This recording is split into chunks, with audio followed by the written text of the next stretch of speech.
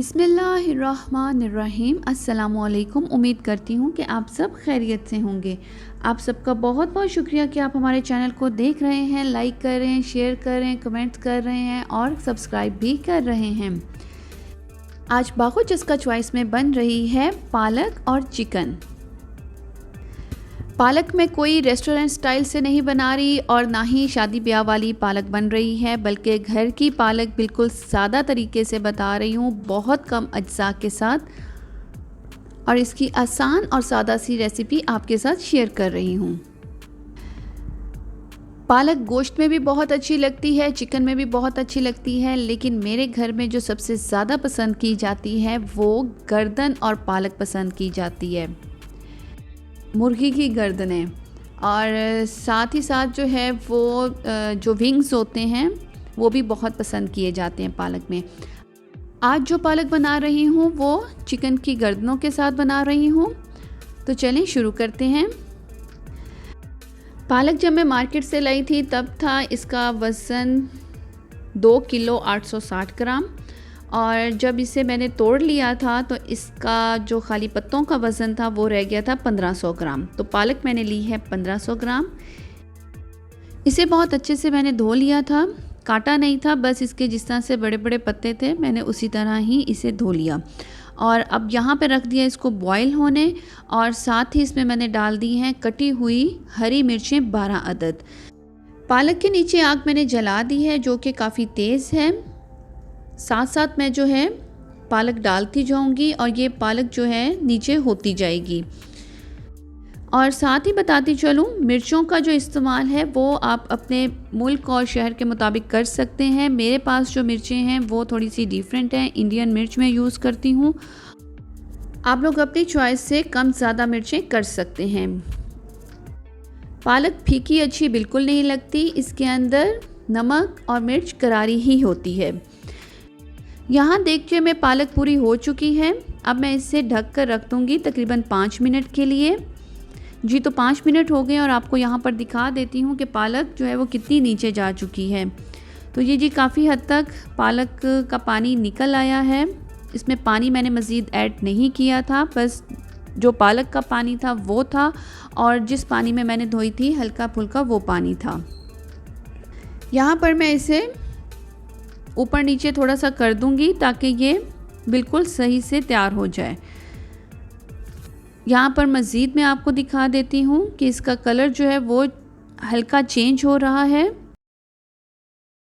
और पानी जो है इसका सारा निकल आया है। पालक को बहुत ज़्यादा नहीं पकाना, बस तेज़ आग पर इसे हल्का सा गलाना है। यहाँ पर आप देख रहे होंगे कि पालक का रंग बिल्कुल चेंज हो चुका है और बिल्कुल थोड़ा सा पानी रह गया है। मैं इसे मज़ीद खुश्क कर लूँगी। जी तो यहाँ पर मैंने पानी मज़ीद खुश्क कर लिया था और अब इसे मैं रख दूँगी ठंडा होने, क्योंकि मुझे ये चॉप करनी है।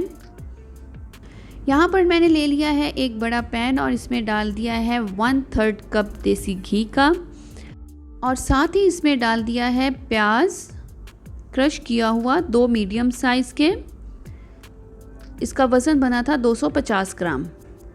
इसे मैं हल्का सा सौते करूँगी, बहुत ज़्यादा नहीं भूनूंगी। और यहाँ पर मैं शामिल कर दूँगी इसमें कुटा हुआ लहसुन 1.5 खाने का चम्मच 70 ग्राम, और इन्हें खूब अच्छे से मिक्स करके हल्का सा भून लूँगी। कलर जो है वो इसका चेंज नहीं करना, बस इसे भूनना है। यहाँ पर बाबू हमारे साथ किचन में थी और इनको जो है वो खाना पकाना बहुत अच्छा लगता है। एक शौक़ जो है वो इन्हें लग गया है कि जब मामा खाना बना रही हैं तो मैंने भी उनके साथ खाना बनाना है, तो ये हमारे साथ यहाँ पर मौजूद थी। जी तो यहाँ पे मैं आपको दिखा देती हूँ, लहसुन प्याज जो है वो भून चुका है। कलर मैंने चेंज नहीं किया, बिल्कुल हल्की आग पे इसे मैंने भुना था। और इसमें शामिल कर दिए हैं गर्दनें 600 ग्राम, और साथ ही इसमें शामिल कर दिया है 1 चाय का चम्मच नमक। ये नमक बिल्कुल परफेक्ट था, आप चाहें तो अपनी पसंद से कम ज़्यादा कर सकते हैं, लेकिन मैंने इतना ही यूज़ किया था।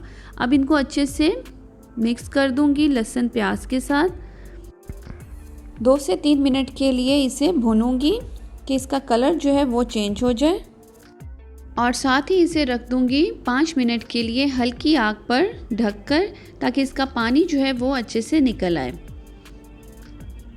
جی تو یہاں پر 5 منٹ ہو چکے ہیں اور چکن کی جو گردنیں ہیں ان کا پانی خوب اچھے سے نکل آیا ہے۔ میں ان کی سائڈ یہاں پر چینج کر دوں گی اور ساتھ ہی اس میں شامل کر دوں گی ہلدی، 1 چائے کا چمچ، اور اسے خوب اچھے سے مکس کر دوں گی۔ یہاں پر آپ دیکھ رہے ہوں گے کہ پانی جو ہے وہ ساتھ ساتھ خشک ہو گیا تھا، تو اب مجھے اسے گلانے کے لیے جو ہے وہ تھوڑا سا پانی ایڈ کرنا ہے اور ساتھ ہی اسے تقریباً 10 منٹ کے لیے درمیانی آنچ پر رکھ دینا ہے ڈھک کر۔ جی تو جتنی دیر میں چکن تیار ہوتا ہے اتنی دیر میں میں پالک کو چاپ کر لوں گی۔ پالک بہت زیادہ چاپ نہیں کرنی ہے، اس کا بالکل پیسٹ نہیں بنا دینا، بلکہ ہلکا سا تھوڑا سا کھڑا کھڑا ہی رکھنا ہے اسے، یعنی تھوڑی سی موٹی موٹی پالک ہی رہ جائے، اس طرح سے جس طرح سے آپ دیکھ رہے ہیں۔ 10 منٹ ہو چکے ہیں اور جو گردنیں ہیں چکن کی وہ بھی گل چکی ہیں۔ اب اس میں میں شامل کر دوں گی پالک اور ساتھ ہی کر دوں گی تیز آگ۔ پالک میں تھوڑا بہت جتنا پانی رہ گیا تھا اسے میں تیز آگ پر خشک کر لوں گی۔